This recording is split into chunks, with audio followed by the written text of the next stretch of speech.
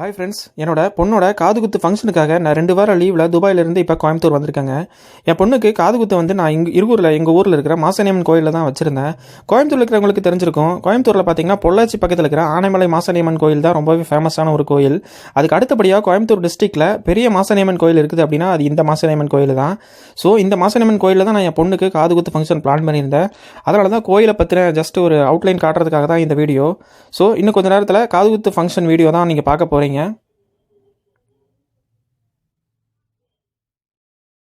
எங்கள் ஊரான இருகூரில் பார்த்தீங்கன்னா நிறைய கோயில்கள் இருக்குது. அதே மாதிரி ஒவ்வொரு கோயிலுக்கும் நிறைய சிறப்பம்சங்களும் இருக்குது. அந்த வகையில் இந்த மாசாணியம்மன் கோயிலுக்கும் ஒரு மிகப்பெரிய வரலாறு இருக்குது.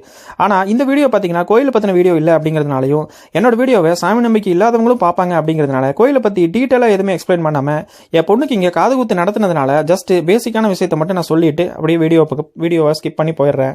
என் பொண்ணுக்கு இங்கே காதுகுத்து நடத்துறதுக்கு இங்கே இந்த கோயிலில் வாடகை பார்த்தீங்கன்னா 10,500 ரூபாய். இந்த உணவு கூடம் பார்த்தீங்கன்னா இந்த கோயிலில் மாற்றியமைக்கப்பட்ட உணவு கூடம். இதில் பார்த்தீங்கன்னா ரெடிமேடாக டேபிள் சேர் எல்லாமே இருக்கிறதுனால ஈஸியாக வந்தால் பந்தி பரிமாற முடியும். இந்த கோயில் அமைஞ்சிருக்கிற இடம் பார்த்தீங்கன்னா எங்கள் ஊரோட அவுட்டரில், அதாவது எங்கள் ஊரோட ரயில்வே ஸ்டேஷனுக்கு தாண்டி இருகூர் கவர்மெண்ட் ஸ்கூலை ஒட்டி தான் இந்த கோயில் அமைஞ்சிருக்கு.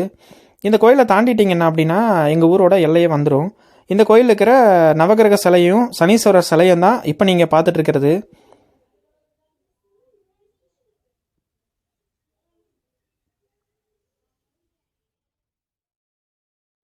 இப்போ நீங்கள் பார்த்துட்டு இருக்கிறது இந்த கோயிலில் நிறுவப்பட்ட குதிரை சிலையோடது. எதுக்கு எல்லா வீடியோலுமே என்னோட ஃபேஸ் காட்டுறேன் அப்படின்னா அது மானிட்டைசேஷன் அப்ளை பண்ணுற ஸ்டேஜில் ரீயூசர் கண்டென்ட் அப்படின்னு ஒரு ப்ராப்ளம் வந்துச்சு. அதை பற்றி நான் தனியாக இன்னொரு வீடியோவில் எக்ஸ்பிளைன் பண்ணுறேன். இப்போ நீங்கள் பார்த்துட்டு இருக்கிறது பார்த்தீங்கன்னா இந்த குதிரை சிலையை நிறுவப்பட்ட வருஷம், அதாவது 2016 வருஷம் ஜூன் மாதமே இந்த குதிரை சிலையை கட்டி முடிக்கப்பட்டிருக்குது. யாரால் கட்டி முடிக்கப்பட்டது அப்படிங்கிற டீட்டெயில் தான் இது. இப்போ வாங்க காதுகுத்து வீடியோவுக்கு போயிடலாம். ஸோ காதுகுத்து கிடைச்ச இன்விடேஷனை ஜஸ்ட் ஒரு கிளான்ஸ் அப்படியே படிச்சிடுறேன். வள்ளியம்மன் துணை, இது எங்கள் குலதெய்வத்தோட பேர். காதணி விழா அழைப்பிதழ் அன்புடைய நிகழும் மங்களகரமான குரோதி வருடம் கார்த்திகை மாதம் 13ஆம் தேதி நவம்பர் 28, 2024 வியாழக்கிழமை திரோயதி திதியும் சுவாதி நட்சத்திரமும் அமிர்த யோகமும் கூடிய சுபதினத்தில் காலை 10:45 மணிக்கு மேல் 11:45 மணிக்குள் கோவை மாவட்டம் இருகூர் பாட்டாளி வீடு, இது எங்கள் வீட்டோட பட்டப்பேரு.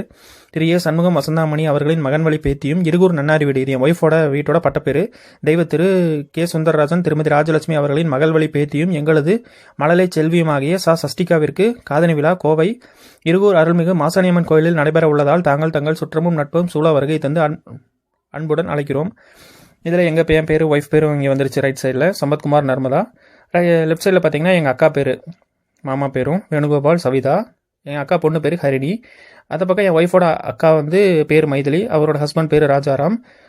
ஒய்ஃபோட ஆத்தா, அதாவது என் ஒய்ஃபோட அப்பாவோட அம்மா பேர் பழனி அம்மாள்.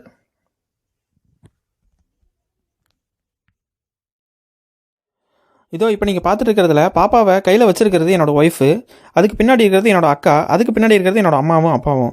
அதாவது காது குத்துறவர் பார்த்தீங்கன்னா அந்த மார்க் பண்ணி தரது வந்து நம்மளை தான் பண்ணித்தர சொன்னாங்க. ஸோ காதில் பார்த்தீங்கன்னா பெண்ணை வச்சு கரெக்டான எந்த இடத்துல காது குத்தணும் அப்படிங்கிற இடத்துல மார்க் பண்ணி தர சொன்னார். ஸோ அந்த மார்க் பண்ணுற வேலையை தான் இப்போ எங்கள் அக்கா பண்ணிகிட்டு இருந்தது. ஸோ மார்க் பண்ணி முடிச்சாச்சு. அடுத்து காது குத்துறக்கு போகிறோம். இதோ இப்போ இந்த காதுகுத்து ஃபங்க்ஷன் ஸ்டார்ட் ஆக போகுது. இந்த கோயிலோட என்ட்ரன்ஸில் சின்னதாக ஒரு டெக்கரேஷன் சிம்பிளாக அரேஞ்ச் பண்ணி தான் அந்த காதுகுத்து இதை பிளான் பண்ணியிருந்தோம். இப்போ எங்கள் வழக்கப்படி காதுகுத்து எப்படி பிளான் பண்ணுவோம் அப்படின்னா என்னோட ஒய்ஃப் சர்க்கிளில், அதாவது என்னோட ஒய்ஃபோட பிரதர் முறை, என் பொண்ணுக்கு பார்த்தீங்கன்னா தாய்மாமா முறையில் இருக்கிறவங்க மடியில் உட்கார வச்சு தான் காது குத்துவோம். பட் என் ஒய்ஃபுக்கு பார்த்தீங்கன்னா கூட பிறந்தது ஒரே ஒரு அக்கா அப்படிங்கிறதுனால அந்த மாதிரி பட்சத்தில் அவங்களோட அப்பச்சி முறை, அதாவது இப்போ என் ஒய்ஃபோட சித்தி ஹஸ்பண்டு அவர் தான் என் பொண்ணுக்கு பார்த்தீங்கன்னா அப்பச்சி முறை வரும். ஸோ அவங்க மடியில் உட்கார வச்சு தான் காது குத்து பிளான் பண்ணியிருந்தோம். ஸோ அவர் தான் பார்த்தீங்கன்னா அந்த உட்காந்துருக்கிறது தான் என் ஒய்ஃபோட சித்தப்பா. அவங்க ஒய்ஃபு தான் அவங்க அங்கே நிற்கிறது, அவங்க சித்தி. அதே மாதிரி இந்த காது குத்த வந்தவர் பார்த்தீங்கன்னா எங்கள் ஊர் தான். அவர் ஆல்ரெடி எங்கள் அக்கா பொண்ணுக்கும் இவர் தான் காது குத்தியிருந்தார். ஸோ இவர் கொஞ்சம் சின்ன குழந்தைகளுக்கெல்லாம் நல்லாவே காது குத்துற எக்ஸ்பீரியன்ஸ் இருக்கிறதுனால தான் இவரை நாங்கள் புக் பண்ணியிருந்தோம். ஸோ இப்போ காது குத்து ஸ்டார்ட் ஆயிடுச்சு. இந்த காது குத்துக்கு முன்னாடியே பார்த்தீங்கன்னா இன்றைக்கி காலையிலேயே பார்த்தீங்கன்னா ஒரு ஆயின்மெண்ட் மாதிரி ஒன்று கொடுத்துருந்தாங்க. இப்போ இந்த பல்லு பிடுங்க போனோம்னா ஒரு மரத்தை போறக்காக ஒரு ஊசி போடுவாங்கல்ல, அந்த மாதிரி வந்து இந்த காது குத்துக்கு ஒரு 3 ஹவர்ஸுக்கு முன்னாடி வந்து இந்த காதில் வந்து இந்த ஆயில்மெண்ட் அப்ளை பண்ண சொல்லியிருந்தாங்க. ஸோ ஆல்ரெடி நாங்கள் அந்த காது குத்து அவர் கொடுத்த அந்த ஆயில்மெண்ட்டை வந்து பாப்பாவோட காதில் அப்ளை பண்ணியிருந்தோம். ஸோ காது குத்து உட்காரும்போது அவர் பார்த்துட்டு இந்த ஆயில்மெண்ட் ஃபுல்லாக தொடச்சி விட சொன்னார். ஏன்னா அது வந்து அந்த ஆயில்மெண்ட் போட்டோம்னா குத்தும் போது வலிக்காது போல் இருக்குது. அதுக்கப்புறம் அந்த ஆயில்மெண்ட்டை ஃபுல்லாக அவர் தொடச்சி விட்டுட்டு அதுக்கப்புறம் ஆல்ரெடி மார்க் பண்ணியிருந்தோம் பார்த்தீங்களா வீடியோவில். ஸோ எங்கள் அக்கா வந்து ஆல்ரெடி 2 காதுலையுமே வந்து சென்டராக வந்து பெனில் வந்து மார்க் பண்ணியிருந்தா. ஸோ இப்போ காது குத்து ஸ்டார்ட் பண்ணும்போது அவர் பார்த்தீங்கன்னா அந்த டார்ச் அடிக்க சொன்னார். இவர் கொஞ்சம் வயசானவர் அப்படிங்கிறதுனால ஸோ நிதானத்துக்காக வந்து டார்ச் அடிக்க சொல்லியிருந்தார் காதில். ஸோ என்ன தான் நம்ம ஆயில்மெண்ட் போட்டாலும் என்ன பண்ணாலுமே பார்த்தீங்கன்னா 11 மாத குழந்த, பிஞ்சு குழந்தைக்கு வந்து நம்ம ஊசி குத்தும்போது எப்படியும் வலிக்க தான் செய்யும். ஸோ கண்டிப்பாக அழுவான்னு தெரியும். நாங்கள் இந்த மாதிரி காது குத்தும்போது அழுவான்னு தெரிஞ்சு தான் 3 நாளைக்கு முன்னாடியே வந்து மொட்டை பிளான் பண்ணிட்டோம்.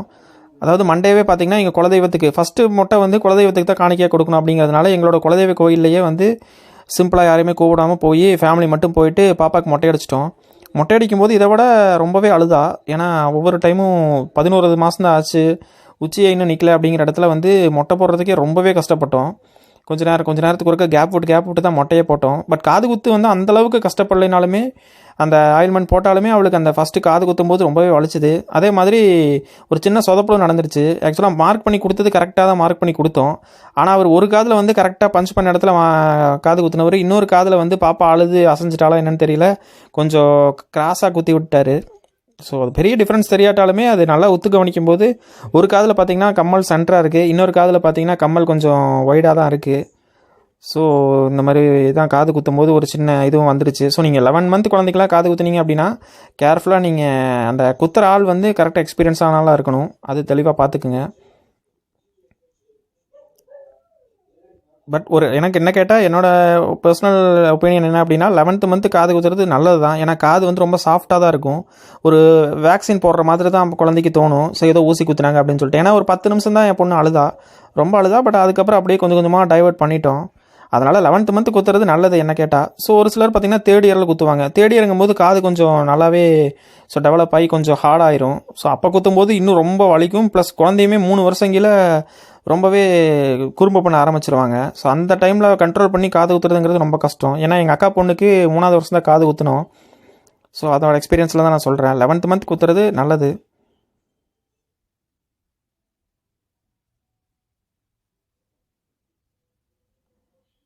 ஸோ இப்போ இந்த காது குத்துனது பார்த்திங்கன்னா என் ஒய்ஃபோட அக்கா எடுத்த டைமண்டு நகை தான் காது குத்திருந்தோம். அது இல்லாமல் என் ஒய்ஃபோட அம்மாவும் எங்களோட அம்மாவும் வந்து தனித்தனியாக எடுத்திருந்தாங்க.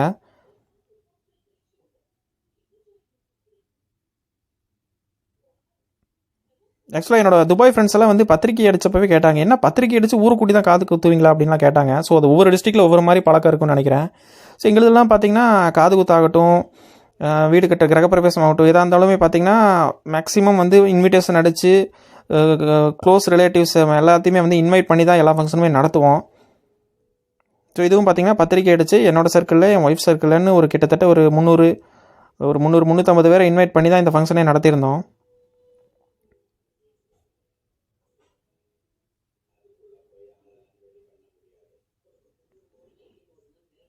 ஸோ ஒரு வழியாக காது குத்தி முடிச்சாச்சு.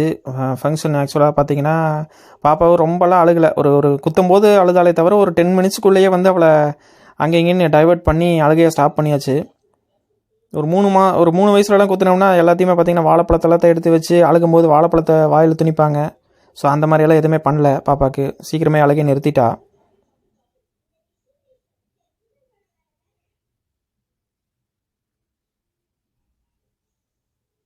ஸோ அவ்வளோதான், காது குத்து ஃபங்க்ஷன் ஒரு வழியாக முடிஞ்சுது.